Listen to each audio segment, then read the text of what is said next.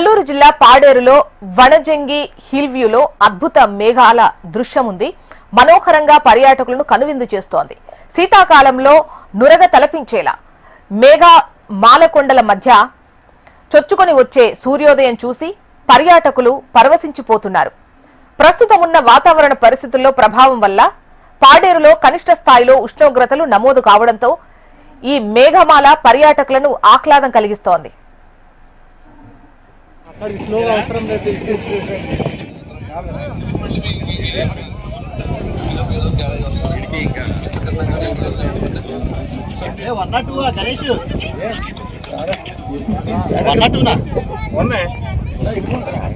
అది కాదు సిగ్నల్ లేదండి.